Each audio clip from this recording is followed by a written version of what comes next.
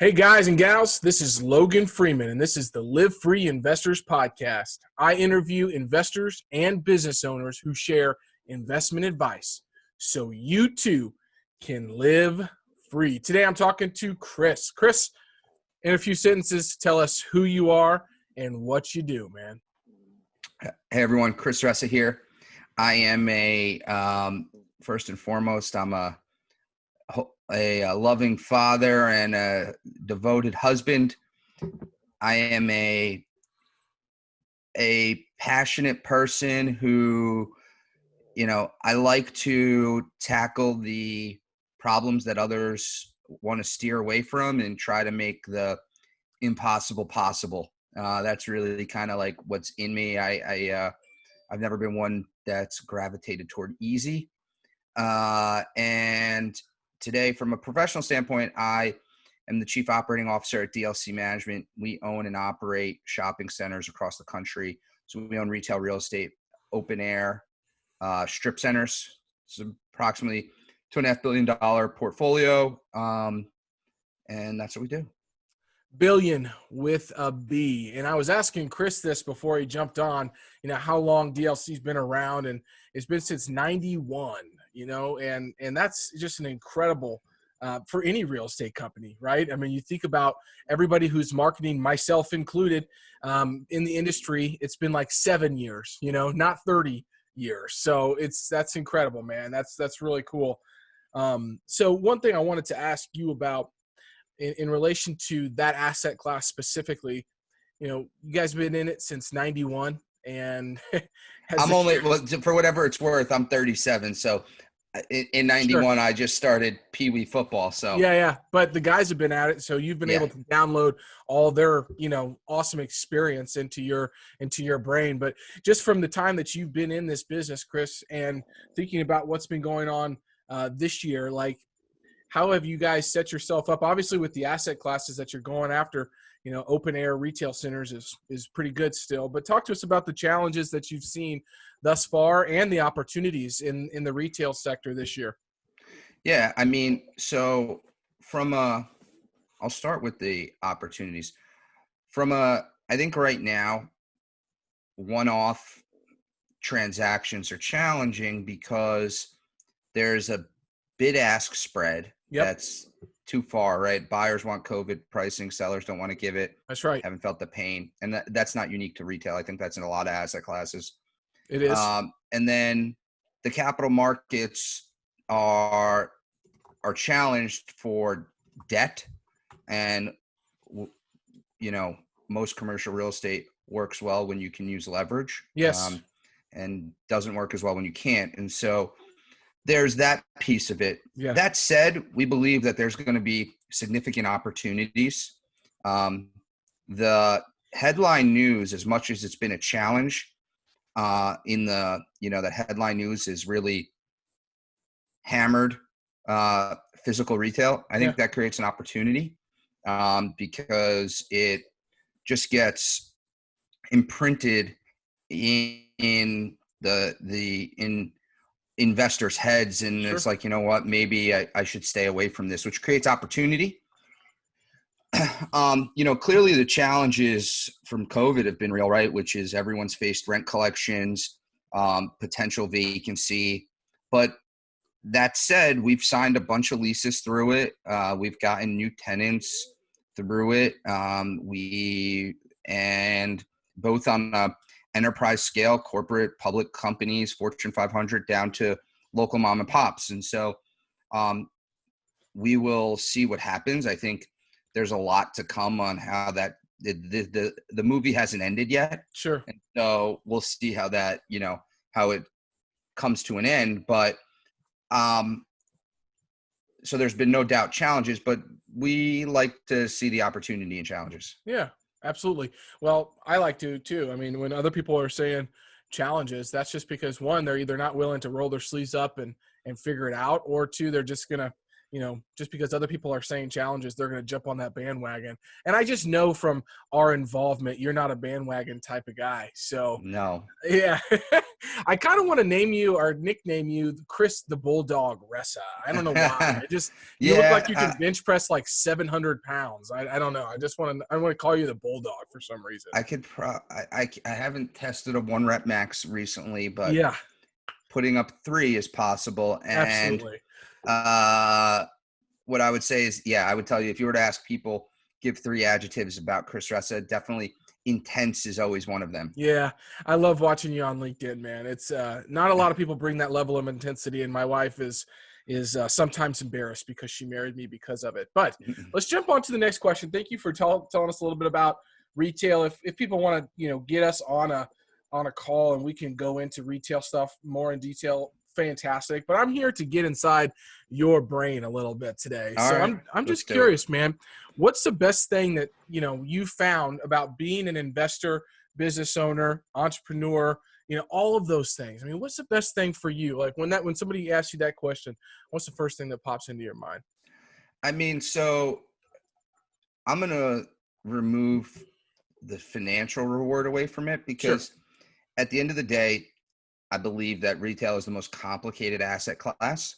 So, and I like that. Remember, I mentioned, challenges, right? Yeah. In office and multifamily, maybe there's like A, B, and C. Mm-hmm. In retail, I often say we're in the same industry as some other retail owners, but different businesses, right? So you have the enclosed, you have so many product types: enclosed malls, lifestyle centers, outlet centers, power centers, grocery anchored centers, unanchored strips, freestanding triple net lease buildings. And so, and it goes on and on and on, all these different types of retail asset classes. And they really, sometimes they morph, but a lot of times they stand on their own. And it's why you have more retail REITs than you have any other asset class, because they're so different. I think I don't know if there's 38 or 39 public retail REITs. It's a lot of REITs. And so, it is. And so I like the complexity of it. It is not simple, but it's fun because of that. Yeah. And then we get to really change the change the face of communities, right? We have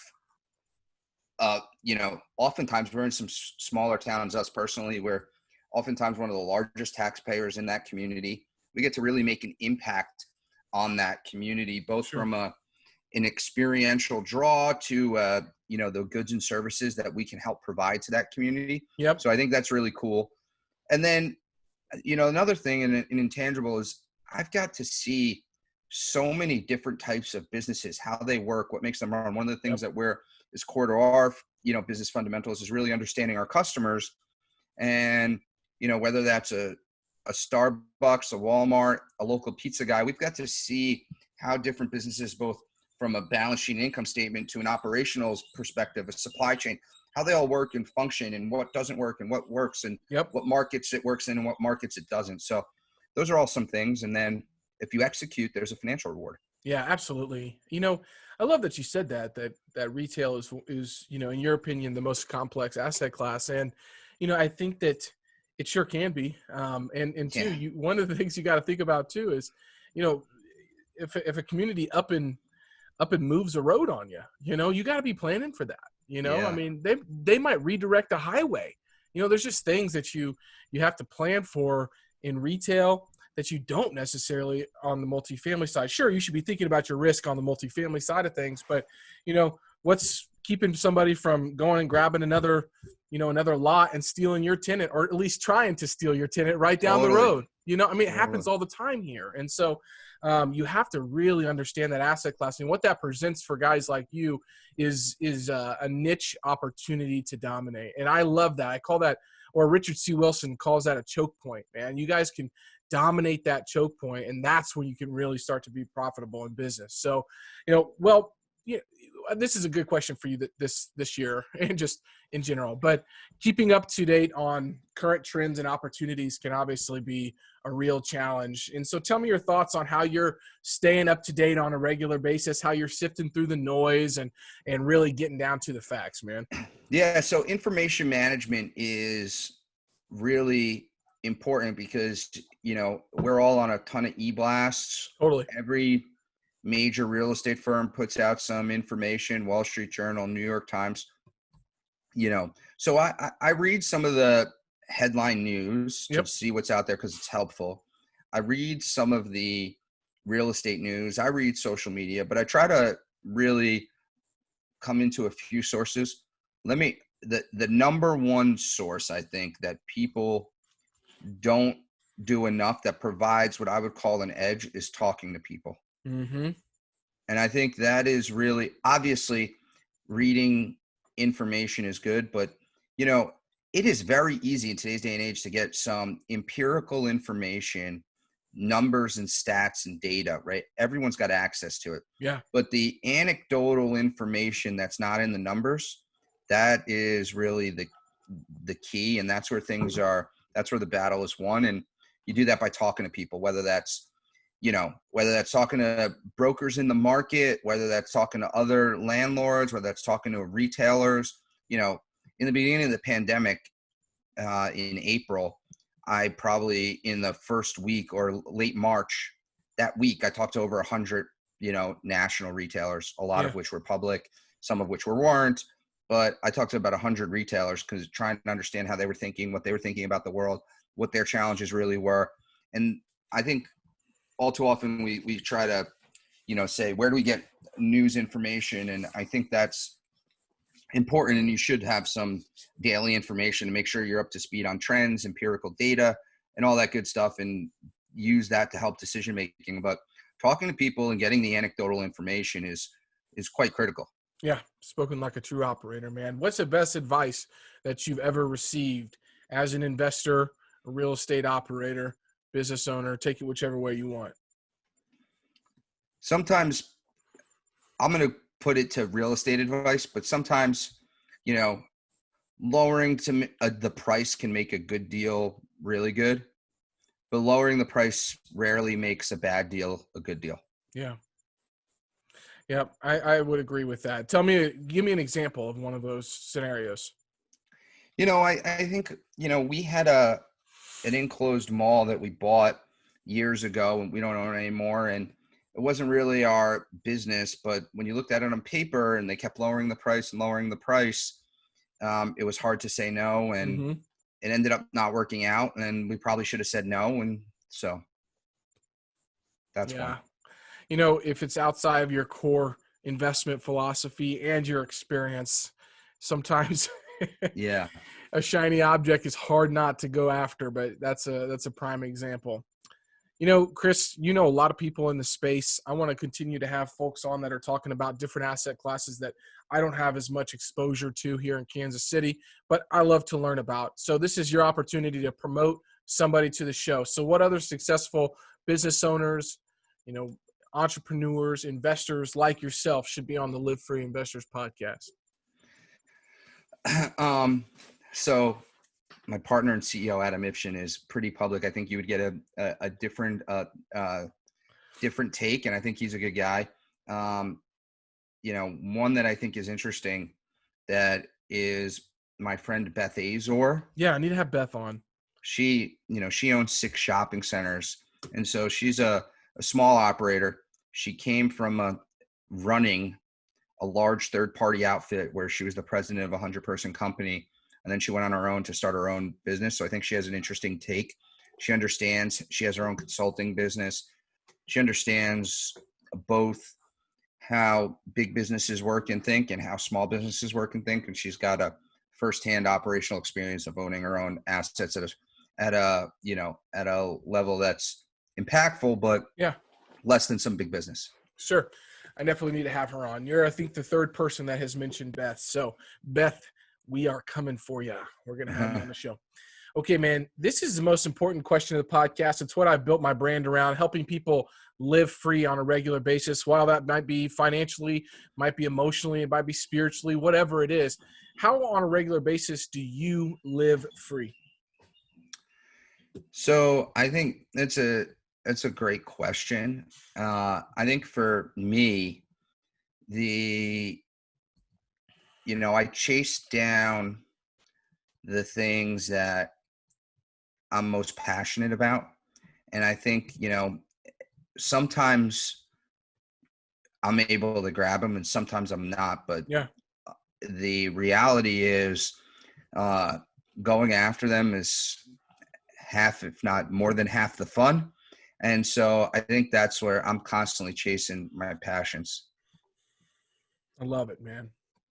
This is a bonus question. I've been stealing questions from Tim Ferriss, Tribe of Mentors, for some time. I don't know if you've read that book, but Yep. he's a master question. So maybe you've thought about this, but I call this segment, and I'm just creating this right now. You're the first person I've done this with, called Up on Game. I love hearing what other hard-charging entrepreneurs are utilizing on a regular basis to make their lives easier. And so one of his questions that I love is, what purchase of $100 or less has most positively I know that he sends it in impacted his your like life? he sent that and like he asked that to a lot of people Yeah, in that book. Yeah, and I you've got love some it, man.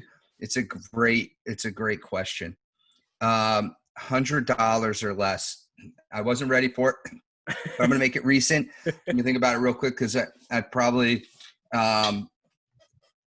purchased some things. So I got a couple that are just slightly above, but I'm gonna stay That's true to okay. his question. You can go I'm gonna above. I'm stay okay with that. I'm not as I'm gonna stay strict as true to him. his question. All right. The It was like slightly above, but It's all I right. would say the Ring doorbell. Really?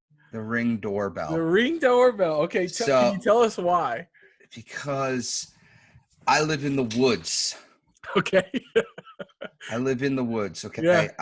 I often say I'm like 45 minutes to anywhere in New York City in my Mm-hmm. office, but in 10 minutes I'm still not anywhere. I'm in the woods Yep. in this town I live in, and so we have a lot of bear. And if you leave your garbage out the night before garbage day, it's all over your lawn. Oh yeah.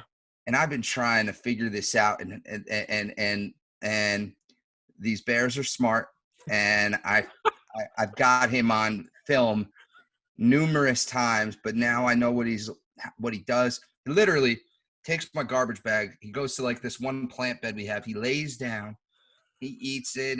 He's chilling. And he's like an hour of like taking his time. It's unbelievable. And so Oh, this is great. now I know. I was like, I thought it was a bear, but not really sure. It's a bear. It's fair. It's a bear. And so now I just, I make sure. And like my neighbor has the trash enclosure with a lock on it. I don't have one.